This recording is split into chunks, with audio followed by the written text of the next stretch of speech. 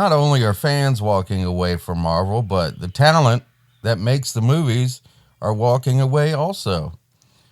You see this article here from CBR.com. Marvel's VFX talent pool is dwindling as artists avoid working with the studio. Interviews with multiple VFX artists and industry insiders reveal Marvel's poor pay rates and intense conditions for special effects workers. Vulture interviewed several VFX workers about their experiences, many of whom told stories about refusing to sign new contracts with Marvel after working on recent films or Disney Plus shows, such as visual effects technician Mark Patch, who was hired to work on an upcoming Marvel project he's not allowed to disclose. While a typical sci-fi movie usually contains around 1,600 VFX shots, Marvel Studios wanted a 10-hour show to have over 3,000 feature-quality shots on a shorter timeline, according to Patch. This would mean 3 straight months of 18-hour work days without any days off. I can't imagine anybody wanting to work 3 months of 18-hour days without taking a day off. People have lives, people have families. Even if you don't have a family to go home to, and you're just single, you still have a life. That could be considered torture. Now, you don't have to take the job. They're not forcing you into taking the job. And obviously, this guy didn't. Patch explained he left the contract after learning this. They said, okay, well, do you want to work on a job on our next show? And he said no. And I don't blame him.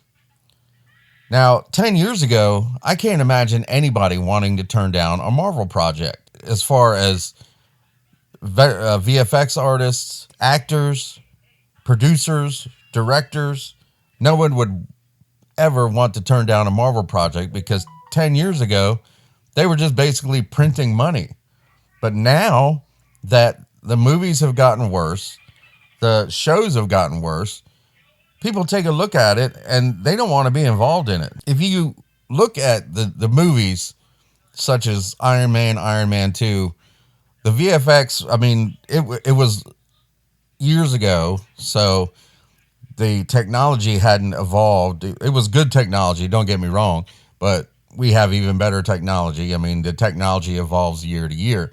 But you can see that people actually put a lot of time and effort into wanting to make these movies look good. But then you take a look at She-Hulk, which just came out a few months ago.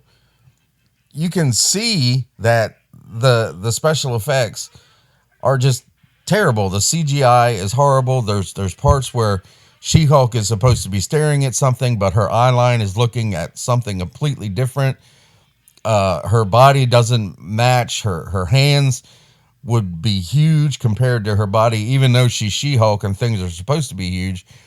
You know, her hands weren't in proportion to what her body size should be. It's not looking as good as it could look. And the reason that it's not is because they're not getting the best VFX artists because they don't want to work on it. So all that they're left to get are the people that no one else was hiring that will pretty much do any job for any amount of money because they've been sitting at home eating ramen noodles and they don't want to do that anymore. So they're like, we're going to go work for Marvel, and you get what you pay for, really.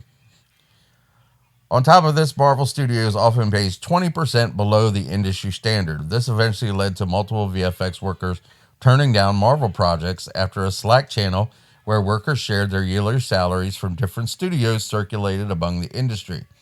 Marvel execs and producers reportedly sent emails questioning how they could stop workers from discussing pay rates, although Marvel Studios has declined to comment on any of these claims. So Marvel actively tried to figure out how to silence these workers. It's almost like communism, the old communism in Russia in the 70s, 60s, 70s, and 80s, where people were standing in bread lines, they were starving, they were freezing, they didn't have any money, and the government would do everything that they could to shut them up so that no one would know that communism was failing. Well, here it is on this side. Marvel is not paying their workers enough, and the workers are trying to tell everybody else about it. Say, hey, don't even think about going to work for Marvel because you're not going to get paid what you're worth. And Marvel's trying to shut them up so that no one will know. That, to me, is a terrible practice. This is not the first time Marvel Studios has been accused of poor treatment of VFX workers.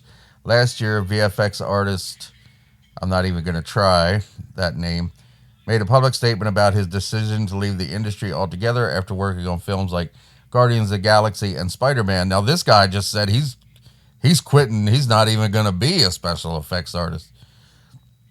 He called Marvel a poor client and said he witnessed several of his colleagues break down after being overworked while the studio tightens their purse string. Another report from around the same time claimed that Avengers Endgame VFX artists weren't told that the movie's release was going to be moved to an earlier date, which of course meant that they thought they had a certain amount of time to complete these special effects. And when they moved the release date up, they suddenly figured out that they had less time, and they probably didn't put out the best work because they had to rush it. In response to the backlash, Marvel Studios is potentially considering its own in-house VFX studio. MCU projects often include work from several different VFX companies. Well, if they create their own in-house studio, I can't imagine anybody wanting to work for it, because they were hiring independent contractors that could kind of control their own work standard. But now if you're working for Marvel, you're completely at the whim of your boss. And if your boss says you're going to work for 3 days straight to get this movie done, then you're either going to have to do that or you're going to have to get fired. I can't imagine anybody wanting to actually work for Marvel. It just goes to show how far Marvel has fallen in the last 15 years since Iron Man and the Incredible Hulk first came out in 2008 and 2009. Everybody loved Marvel, and now it's just become a toxic company that nobody really wants to work for. I hope you liked the video. If you did, don't forget to like, share, and subscribe. Ring the bell for notifications, and leave your thoughts down in the comments and let me know what you think, and I will talk to you later.